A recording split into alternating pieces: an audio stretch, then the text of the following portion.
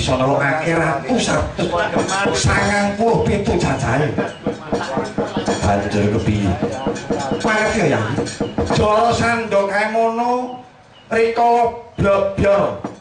Lair kurang jabang bayi kang mijil saka guwa garbane ibune. Kuwi wis mawa kaelokan.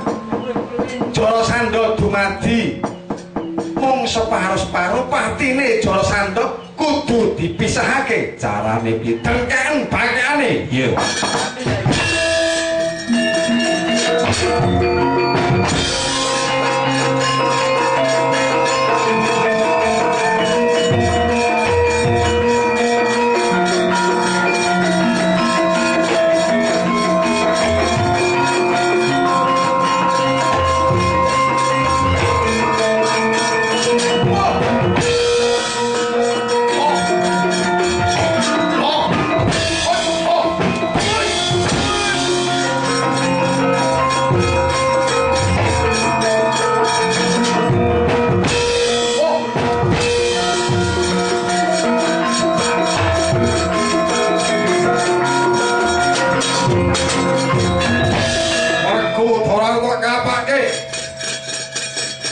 Marganing patimu Jara Sandha carane ngormateni aku pisahke gembung sikilmu dengkek bangkamu mati. Wah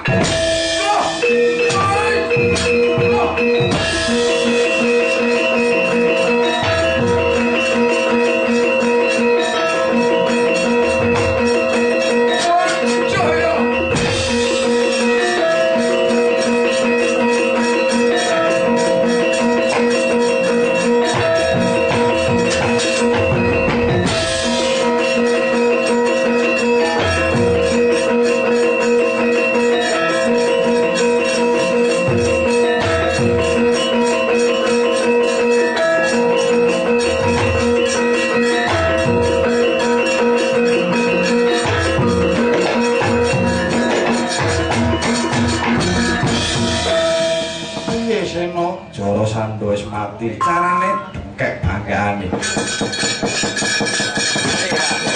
Sambut cendolo watak culika kemapan ana ing bumi Giri Bajra Wusirna. Iya lho, sapa kae Sena?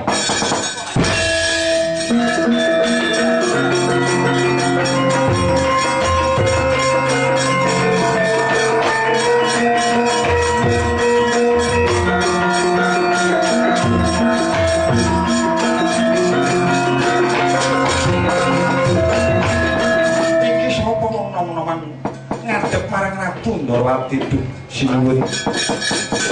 Kula pati gunging pangaksana sinuwun kula menika atmajanipun Nalendra Giri Bajra Prabu Jarasandha kula pun Jayatsena. Apa kowe bakal bela matine wong tuamu babar pisan mboten sinuwun? Malah dinten samangke kula badhe tumungkul wonten ngarsa paduka Sinuwun Prabu Sri Bathara Kresna. Kula pasrah gesang lan pejah kula sinuwun. Iya. Yen kono kowe wis tumungkul marang Ratu Ndorowati dina iki. Ratu kang kinunjara marang wong tuamu Prabu Jarasandha kang cacahe 97 kabeh kluwarana. Yen wis tok kluwari iringen tumuju ana negara Ngamarta kanggo paseksen anggone para kadang Pandhawa ngadani saji Agung Rajaswaya. Nggih kestaken dawuh sinuwun.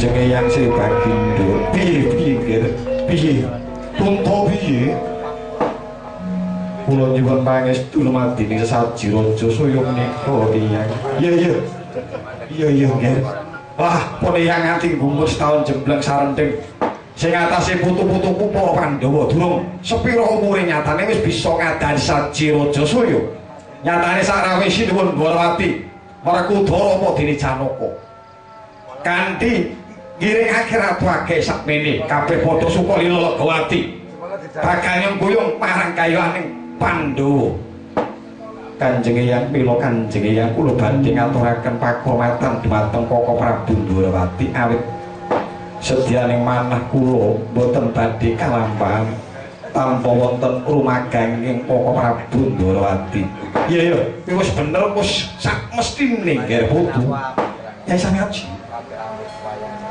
ingkang Raga Dwarawati menika namung sadèrènging lampahi jer sampun sak petahipun gesang kula udhakaken dhateng jayaning Pandhawa nggih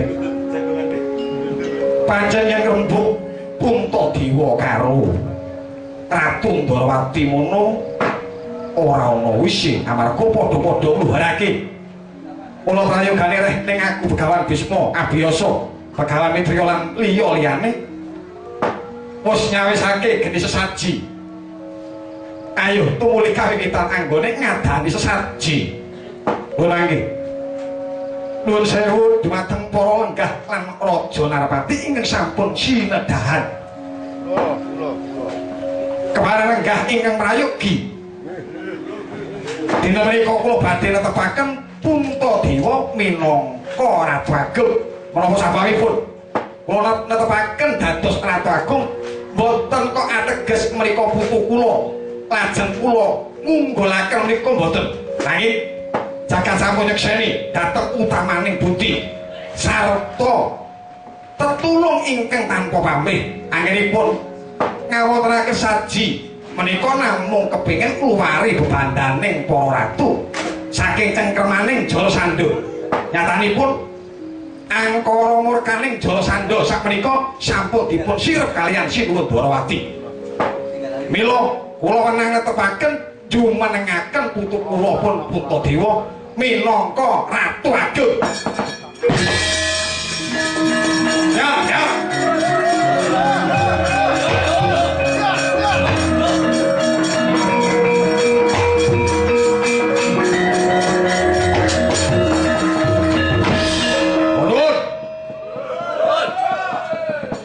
pangaken kula menika Nalendra Cedi jejuluk kula Prabu Supala kula pikantuk ulem pikantuk nawala menika anggen kula mapan wonten negari Ngamarta menika mboten kon nyekseni Ratu Agung mboten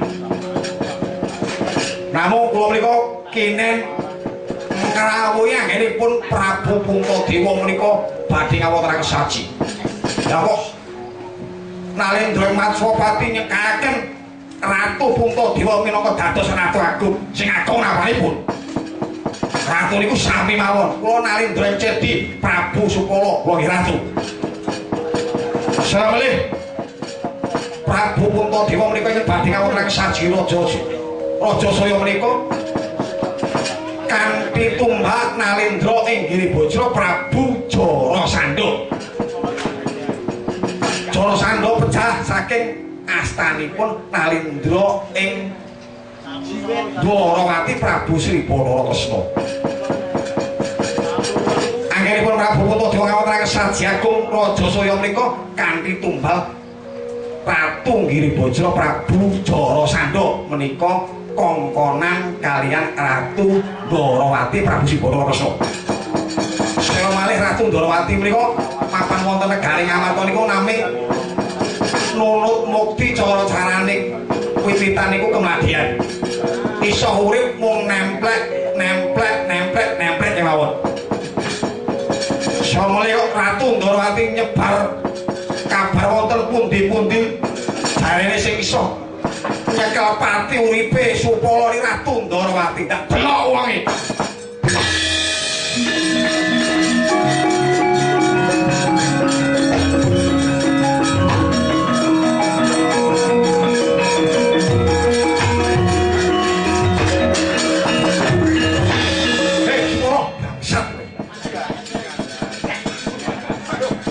blangap-blangap ucapmu ana ing Prayagung negara Ngamarta.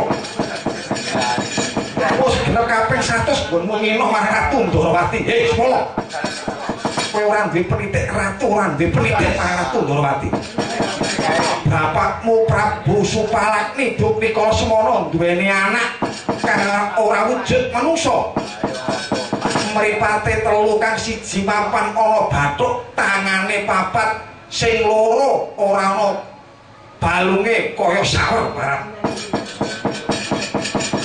Banjur ndak ruwat bisa dadi jabang bayi dewasane kowe Supala. Prabu Supalakni Dukni Kala Semana masrahake pati uripe Supala marang Ratu Ndarawati. Supala. Nggonmu mirah-mirah Ratu Ndarawati wis tak etung genep kaping 100 ora ana pangapura Ratu Ndarawati marang Supala. Balang senjata cakra pecah sirah.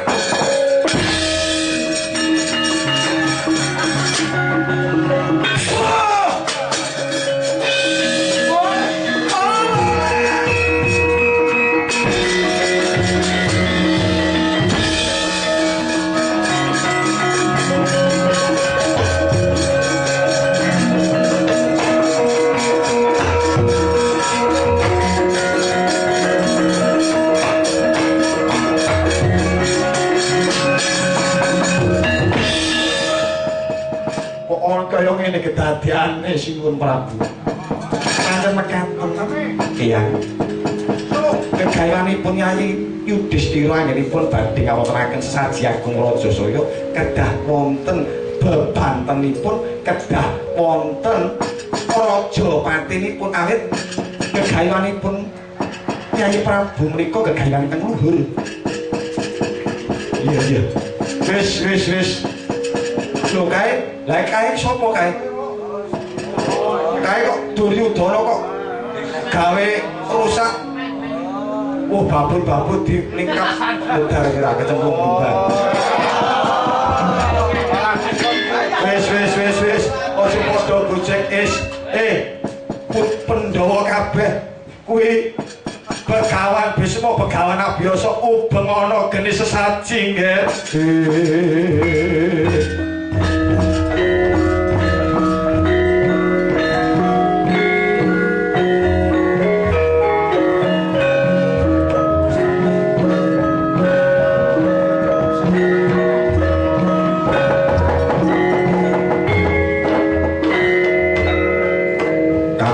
Katon sangaji salawining golong ajana kang sora prajaning lestari becike salami murah sandang pangan mugi tansah sarwa cukup wilujeng nenggih wong sak nagari kang ngrugut jejuduhan kang mutya Pragustiku kabeh aja ana kang kasangsaren diri Onaya baji lestari luhur jejeg adeg-adege wong sak nagari supaya kabeh wong tata tentrem manahe kabeh ora kabeh hartaning kang nagari dipun loh jinawi kang santos sing